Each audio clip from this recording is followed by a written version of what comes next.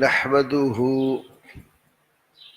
ونصلي ونسلم على رسوله الكريم أما بعد فأعوذ بالله السميع العليم من الشيطان الرجيم من همزه ونفخه ونفثه بسم اللہ الرحمن الرحیم۔ کل زیادہ تر ہمارا سبق دوسری آیت کریمہ پر رہا ہے، جس میں اللہ رب العالمین کی ذات، اللہ کی صفات، اس کے افعال اور اختیارات کے کامل ہونے کا مسئلہ مد نظر رہا ہے۔ اور نزل علیک الکتابہ میں صرف ایک نقطے پر بات ہوئی تھی۔ نزول اوپر سے نیچے کی طرف ہوتا ہے، تو یہ جملہ اس بات پر دلیل کہ اللہ اوپر ہے، اللہ اوپر ہے، نہ اللہ کسی وجود کے اندر ہے، نہ اللہ تعالی ہر مکان کے اندر ہے۔ اللہ عرش پر مستوی ہے، اس پر ہمارا ایمان ہے۔ کیفیات اللہ کی تعالیٰ کی وہ کسی کو پتہ نہیں ہے، کیفیات نامعلوم ہے، لیکن اتنی بات ضرور معلوم ہے کہ وہ علو اور بلندی والا ہے اور عرش پر مستوی ہے۔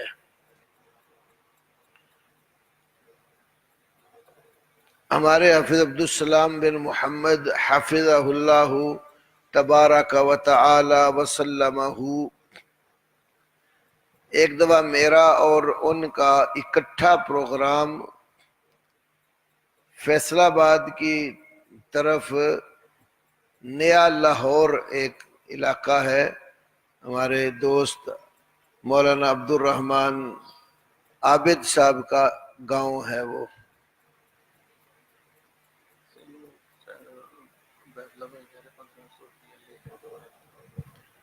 تو اکٹھا پروگرام ہوا ہمارا، حافظ عبدالسلام صاحب حفظہ اللہ تبارک و تعالی نے وہاں پر ایک بات بیان کی، وہ میں ابھی آپ کو سناتا ہوں، جو اللہ کے علو کے متعلق ہے۔ تو اللہ رب العالمین کے علو اور اس کی بلندی پر قرآن پاک میں تبارک کا لفظ کئی بار بیان ہوا۔ تبارک الذی بیدہ الملک، سبحانک اللہم وبحمدک وتبارک اسمک۔ تبارک، طالب علم جانتے ہیں کہ یہ تفاعل ہے، تفاعل یتفاعل سے تبارک یتبارک، تبارک باب تفاعل سے ہے۔ تو تبارک لفظ کا معنی اور مفہوم جاننے کے لیے امام ابن الجوزی کے استاد امام ابن حبیرہ نے ذکر کیا۔ الافصاح ان کی کتاب ہے، انہوں نے تو اس کے حوالے سے یہ بات سنائی تھی۔ الافصاح کے حوالے سے بیان کیا کہ امام ابن حبیرہ کہتے ہیں کہ میں نے ارادہ کیا کہ قرآن پاک میں اللہ تعالی کی ذات کے حوالے سے جو راز کی باتیں، باریک نقطے قرآن میں بیان ہوئے، میں ان کو کھول کھول کر ذکر کروں۔ جب آ گیا لفظ تبارک، تو کہنے لگے اس کا ترجمہ وہ مجھے معلوم نہیں ہو رہا تھا۔ ہاں حوالے میں تھوڑی سی غلطی ہوئی. میرے استاد محمد محمدی نورستانی جو ماشاءاللہ دکتورا کر کے اس وقت کویت کے اندر ہے، یہ بات انہوں نے بتائی تھی. امام اسمعی جو لغت کے امام ہیں ان کے والے سے افسان جو بتائی وہ انہو یعلم الجہر وما یخفا پر ہے، وہ کسی وقت اور عرض کروں گا. سورہ نور ہمیں پڑھاتے تھے تو اس وقت یہ بات ذکر ہوئی. تو امام اسمعی جو لغت کے امام ہیں، بہت مشہور امام ہے لغہ کے، تو ایک عربوں کے دیہات کی طرف گئے کہ دیہات میں بدو رہتے ہیں. تو بدو جو ہیں وہ بڑی فصیح اور بلیغ عربی، ٹھوس عربی بولتے ہیں. جس طرح کسی آدمی کو خالص کوئی پنجابی کا لفظ ہو تو معنی نہ آتا ہو تو کن لوگوں سے پوچھے گا؟ جو پنجابی بولتے ہیں. انگریزی زبان کا لفظ ہو، ترجمہ نہ آتا ہو تو اہل زبان سے، انگریزی بولنے والوں سے پوچھا جائے گا. تو جس خطے اور علاقے میں کوئی لفظ استعمال ہوتا ہے تو وہ خطے اور علاقے والے ہی اس کا مفہوم صحیح بتا سکتے ہیں کہ ہم یہ لفظ اس معنی میں یوز کرتے ہیں. تو عربی کا لفظ تھا تو عربوں کے ایک دیہات کا رخ کر لیا. دیہات کے قریب جب پہنچے تو دیہات کے باہر مٹی کا ایک بہت بڑا ڈھیر ہے اور گاؤں کے بچے اس پر کھیل رہے. بیٹا یہ کیفیت نہیں ہے، یا گھٹنے ٹیک کر بیٹھ جاؤ یا دوسری طرف ایک گھٹنا کھڑا کر کے، اس سے سستی آتی ہے. کلاس کے آداب کو مد نظر رکھا کرے. اچھا، تو بچے آج بھی ہمارے ہیں یہ ہے نا، جہاں کوئی ریت مٹی کا ڈھیر ہوتا ہے تو بھلے کے بچے وہاں کھیلتے ہیں، گروندے بناتے ہیں، دوڑے لگاتے ہیں اس کے اوپر چلنے کے لیے. تو کہتے ہیں کہ میں نے دیکھنا شروع کیا کہ بچے دوڑ دوڑ کر مٹی کے ڈھیر پر چڑھتے ہیں اور ہر بچے کی یہ کوشش ہے کہ وہ دوسرے بچوں کے مقابلے میں آگے نکل کر ڈھیر کی چوٹی کے اوپر چڑھ کے بیٹھ جائے. لیکن جب بھی دوڑ کوئی آتا نا تو پاؤں پھسلتا تو نیچے گر جاتے. چوٹی پر چڑھنے میں کوئی بھی کامیاب نہ ہوا. تو کہتے میرے دیکھتے دیکھتے ایک بچہ دور گیا اور بڑی پھرتی سے تیزی سے اس نے دوڑ لگائی. دوڑ لگا کر وہ سب سے آگے نکل کر چوٹی پر چڑھنے میں کامیاب ہو گیا. جب وہ چوٹی پر چڑھ کر بیٹھا تو اس نے اپنے نیچے جو دوست تھے ان کو مخاطب ہو کر کہا، کیا کہا؟ الآن تبارکت علیکم، الآن تبارکت علیکم، اب میں تم سب سے اونچا ہو گیا ہوں. الآن تبارکت علیکم، کہتے ہیں بچے کی زبان سے یہ جملہ سنتے ہی مجھے سمجھ آ گئی کہ تبارک کا لفظ اس ہستی کے لیے بولا جاتا ہے جو سب سے اونچا ہو. تو اللہ تعالی سب سے اونچا ہے، سب اس سے نیچے ہیں، باقی پوری کائنات اس سے نیچے ہے، وہ سب سے اونچا ہے، اس لیے اس کے لیے لفظ تبارک قرآن نے بیان کیا ہے. یہ علو اور بلندی اللہ رب العالمین کے لیے ہے، وہ سب سے اونچا. تو یہ بات ہم نے کل آپ کے سامنے لفظ نزلہ سے کی تھی. تو دیکھیں قرآن پاک، وَنَزَّلَ عَلَيْكَ الْكِتَابَ بالحق، اس نے تیرے اوپر کتاب حق کے ساتھ نازل کی.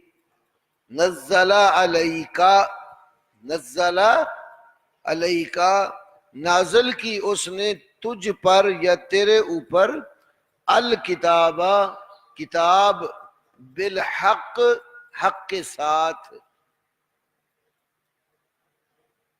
تو نزل علیک، یہ جب قرآن پڑھتے ہیں آپ تو قرآن کس کا کلام ہے؟ اللہ کا. اللہ یہاں کس کو مخاطب ہو کر کہہ رہا نزل علیک؟ نبی صلی اللہ علیہ وسلم سے. تو بڑا جب چھوٹے کو خطاب کر کے کہتا ہے تو اس کا انداز اور ہوتا ہے. چھوٹا بڑے کو مخاطب ہو کر بات کرے تو اس کا انداز اور ہوتا ہے. مثلا آپ اپنے والد محترم سے یا کسی استاد سے یا کسی بڑے سے بات کریں گے تو مخاطب ہو کر اس کو آپ کہیں گے، آپ نے یہ کہا تھا، آپ نے یہ حکم دیا تھا، ایسے ہے نا. تو بڑا جب چھوٹے کو کہے تو آپ ہی لفظ بولتا ہے. باپ بیٹے کو کہے تو اس کو کہنا تو نے یہ کیا، تم نے یہ کیا. یہ نہیں کہے گا آپ نے یہ فرمایا، آپ نے یہ کیا. کہ ایسے ہوتا ہے. قرآن کا ترجمہ کرنے میں ہم لوگ بسا اوقات خیال تو کرتے ہیں کہ ادب کے الفاظ زیادہ ہوں، لیکن یہ نہیں دیکھتے کہ وہ جس کی ترجمانی کر رہے ہیں وہ کلام کس کا ہے. کلام تو اللہ کا ہے. اللہ کے کلام کو اپنے ادب کا لبادہ پہناتے ہیں کہ نزل علیک، اس نے آپ پر کتاب اتاری، اس نے آپ پر. اب اللہ تعالی کبریائی والا ہے، وہ اپنے نبی سے خطاب کر رہے ہیں. اللہ تو اکبر ہے اور نبی پاک اس کی مخلوق میں سے اعلیٰ ترین سب سے اونچی مخلوق ہے، لیکن ہیں تو اللہ کے آگے اس کی مخلوق اور چھوٹے. تو اللہ تعالیٰ جب نبی سے کہہ رہے تو ترجمانی کرتے وقت آپ اس کو مد نظر رکھ کر ترجمہ کریں. تو نزل علیک، اس نے تجھ پر یا تیرے اوپر نازل کی، الکتاب، کتاب. تو یہاں تو صرف اللہ رب العالمین نے نزل ذکر کیا. یہ جو نزل ہے نا، اس میں ایک معنی یہ بھی ہوتا ہے بالتدریج، تھوڑا تھوڑا کر کے اتارنا. نزلہ کا ایک معنی بالتدریج نازل کرنا، وقفے وقفے سے اتارنا، تھوڑا تھوڑا کر کے بھیجنا. میں نے آپ کو ایک بات بتائی تھی نا، یہ بھی اللہ کی امت محمد صلی اللہ علیہ وسلم پر خاص مہربانی ہے کہ اس نے قرآن تھوڑا تھوڑا کر کے اتارا، اکٹھا نہیں اتارا. اس لیے کہ اس میں عمل کرنے میں آسانی تھی. ایک حکم دیا، موقع مل گیا اس کو سیکھنے، سمجھنے اور عمل کرنے کا. اگلے وقفے میں دوسرا حکم آ گیا. تو اگر ساری کتاب، سارا قرآن اکٹھا ہی آ جاتا تو سارے حکم ایک ہی دفعہ لاگو ہو جانے تھے. تو اللہ کی یہ بھی مہربانی ہے کہ اس اللہ نے یک بارگی قرآن نہیں اتارا. اور یہ بات قرآن نے دوسری جگہ ذکر کی ہے. دیکھیں قرآن پاک سورت بنی اسرائیل نکالو، آیت نمبر 106. بنی اسرائیل آیت نمبر 106 نکالیں. شاباش قرآن مجید. بیٹیاں بھی قرآن پاک نکالیں. سورہ بنی اسرائیل، سبحان الذی اسریٰ والی سورت. آیت نمبر 106۔ اب اس میں یہ دیکھیں، وَقُرْآنًا فَرَقْنَاهُ لِتَقْرَأَهُ عَلَى النَّاسِ عَلَى مُكْثٍ وَنَزَّلْنَاهُ تَنزِيلًا۔ وَقُرْآنًا، اللہ پاک نے قرآن بھیجا ہے۔ اللہ کہتا ہے قرآنًا فرقناہ، قرآن کو ہم نے جدا جدا کر کے، سمجھو تھوڑا تھوڑا کر کے، فرق کے ساتھ اتارا۔ کیوں؟ لِتَقْرَأَهُ عَلَى النَّاسِ، تاکہ آپ لوگوں پر قرآن کی قرات کریں، عَلَى مُقْسٍ، ٹھہر ٹھہر کر۔ یک بار کی ہوتا تو پورا قرآن ہی پڑھ کے سنانا مشکل تھا نا، تو فرق کیا، جدا جدا کیا، آیتوں کو تھوڑی تھوڑی کر کے اتاری، تاکہ لوگوں کو وقفے کے ساتھ، علی مقسن، وقفے پر ٹھہر ٹھہر کر پڑھیں۔ وَنَزَّلْنَاهُ تَنزِيلًا، ہم نے اس کو خوب تھوڑا تھوڑا کر کے اتارا۔ نزلنا کا مصدر نزلہ کا تنزیل آگے ذکر کیا، جو فعل کو اچھے طریقے سے سر انجام دینے کے لیے آتا ہے، جس کو آپ مفعول مطلق کہتے ہیں۔ اسی طرح سورۃ فرقان، سورہ نور کے ساتھ سورۃ فرقان، آیت نمبر 32۔ وَقَالَ الَّذِينَ كَفَرُوا، اور کہا ان لوگوں نے جنہوں نے کفر کیا، لولا نزل علیہ القرآن جملۃ واحدۃ، لولا نزل، کیوں نہیں اتارا گیا، علیہ، اس پر، القرآن، قرآن، جملۃ واحدۃ، ایک ہی بار اکٹھا۔ کافروں نے کہا کہ اس پر ایک ہی بار اکٹھا قرآن کیوں نہیں نازل کیا گیا، جس طرح پہلے لوگوں نبیوں پر ایک ہی دفعہ اللہ تعالیٰ کتاب دے دیتا تھا۔ موسیٰ علیہ السلام کو اللہ پاک نے کتاب عطا کی، اور وہ کتاب لے کر جب پہنچتے ہیں تو تختیوں کے اوپر لکھی پوری کتاب آ گئی ہے۔ تو نبی صلی اللہ علیہ وسلم کے ساتھ ایسا کیوں نہیں کیا؟ اگر قرآن اکٹھا اترا ہوتا نا تو کافروں کا یہ سوال بنتا ہی نہیں تھا کہ لولا نزل علیہ القرآن جملۃ واحدہ۔ تو یہ بھی آیت بتا رہی ہے کہ قرآن پاک اکٹھا نازل نہیں ہوا، قرآن وقفے وقفے کے ساتھ ٹھہر ٹھہر کر اللہ پاک نے نازل فرمایا ہے۔ اور یہ جو علیکا میں کاف ضمیر خطاب کیے، یہ ہے اللہ کے رسول صلی اللہ علیہ وسلم سے۔ اور دوسری جگہ قرآن نے کھول کر بیان کیا ہے کہ یہ قرآن رسول اللہ صلی اللہ علیہ وسلم کے دل پر اللہ نے اتارا، تاکہ دل ان آیات کی حفاظت کرے اور ان کو سمجھے۔ دلوں میں چیزیں محفوظ رکھی جاتی ہیں۔ کہا جاتا ہے نا، نیزوں کے زخم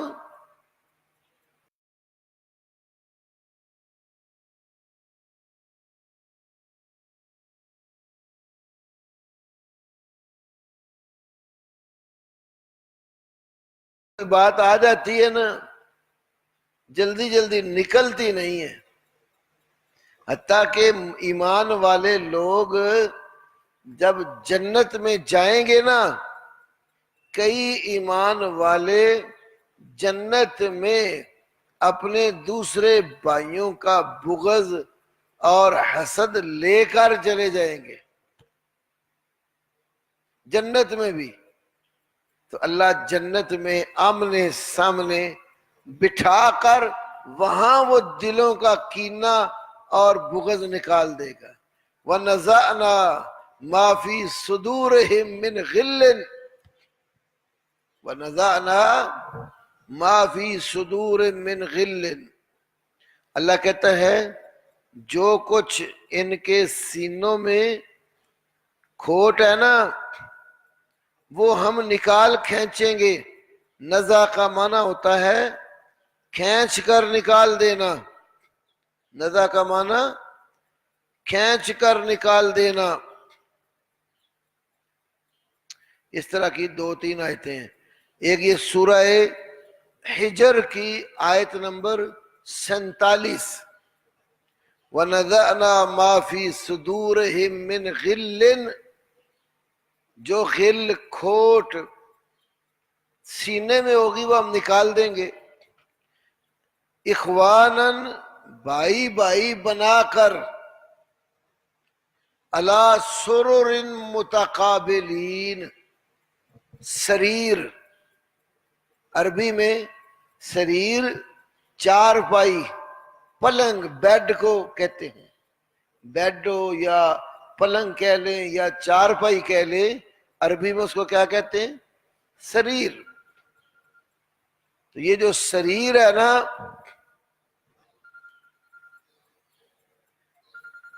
اس کی جمع ہے سرر، اسے تو لازمی فول، سریر کی جمع سرر، علی سررن، چارپائیوں کے اوپر، تختوں کے اوپر، بیڈ کے اوپر، متقابلین، آمنے سامنے۔ تو اللہ جنت میں آمنے سامنے بٹھا کر دلوں کا کھوٹ وہاں نکال دے گا۔ کیا معلوم ہوا؟ اگر کھوٹ دل میں آ جائے تو اس سے ضروری نہیں بندے کا ایمان جاتا رہتا ہو، ایمان کے ساتھ کھوٹ جمع ہو سکتی ہے۔ تو وہ دل میں جب کوئی بات آ جاتی ہے نا تو وہ بسا اوقات نکلتی نہیں ہے، خواہ وہ اچھی ہو یا اچھی نہ ہو۔ تو دل ایک چیز کو محفوظ رکھنے کا آلہ ہے۔ تو اللہ پاک نے قرآن حکیم محفوظ بھی تو کرنا تھا نا۔ پہلی وحی جب آپ پر آئی تو پہلی وحی کے وقت نبی کریم صلی اللہ علیہ وسلم نے جلدی جلدی جبریل کے ساتھ قرآن پڑھنا شروع کیا تاکہ قرات سے کوئی لفظ رہ نہ جائے۔ تو اللہ رب العالمین نے فرمایا کہ سورۃ القیامہ، لا تحرک بہ لسانک لتعجل بہ، لا تحرک بہ لسانک، اس کے ساتھ اپنی زبان کو تو حرکت نہ دے، لتعجل بہ، تاکہ تو اس کے ساتھ جلدی کرے۔ اِنَّا عَلَيْنَا جَمْعَهُ وَقُرْآنَهُ فَإِذَا قَرَأْنَاهُ فَاتَّبِعْ قُرْآنَهُ۔ اِنَّا عَلَيْنَا جَمْعَهُ